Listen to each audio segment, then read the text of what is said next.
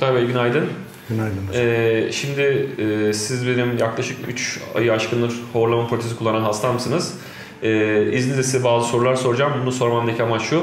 Bu tedaviyi merak eden insanlar için belki bu anlatacaklarınız bir rehber olabilir. Şimdi bana gelmeden önce bu horlama ve uyku apnesi hastalığı size neler yaşatıyordu? Hayatınızı nasıl zorlaştırıyordu? Önce bunlardan bir başlayabilir miyiz? Bunları kısa kısa anlatabilir misiniz? Evvela uyku problemim vardı. Uyuyamıyordum.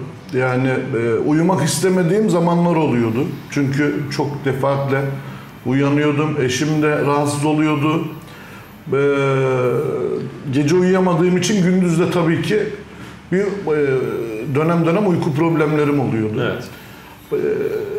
Günümden verimimi alamıyordum. Neler yaşatıyordu mesela? Bir kere öncelikle aşırı bir sinirim oluyordu. Sabahları çok sinirli oluyordum.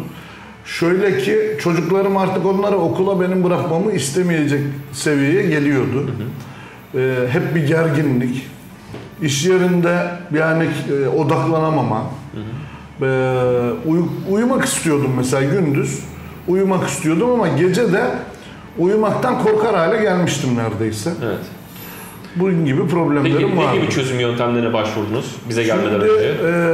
Tabii uyku apnesiyle ilgili hastanede yattım bir gece. İşte o uyku ölçümümü yaptırdım.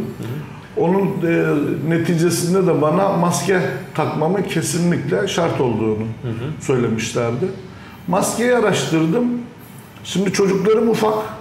Onların karşısına dedim bu şekilde beni görmelerini istemem. Mesela zaman zaman kızım yanımıza geliyor gece. İşte bir de ben çok hareketli ederim. Elektrik kesilince ne yapacağım diye. Kafamda da biraz böyle düşündüm, tarttım. Dedim bu bana göre değil. Araştırmalarım neticesinde sizi bulmuştum. Size esasında size çok daha erken gelebilirdim ama kafamda tereddütlerim vardı. Yok değildi. Ama dedim ki bir deneyeyim. Yani şu andaki... Neler değişti mesela protezi kullandıktan sonra? Şu anda neler değişti? Benim için en önemlisi bir kere çok rahat uyuyorum. Yani inanılmaz rahat uyuyorum.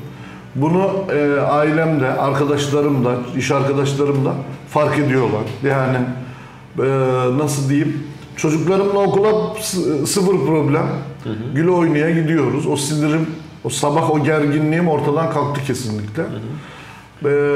Daha dincim, daha hareketliyim. Yani o gündüzleri bastıran o işte o uyku ihtiyacı tamamıyla ortadan kalktı.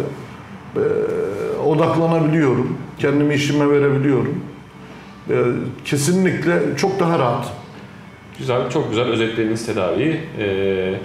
Biz de size bu yorumlarınız için teşekkür ederiz. Artık bir sonraki kontrolde görüşmek üzere diyelim. Teşekkür ederim.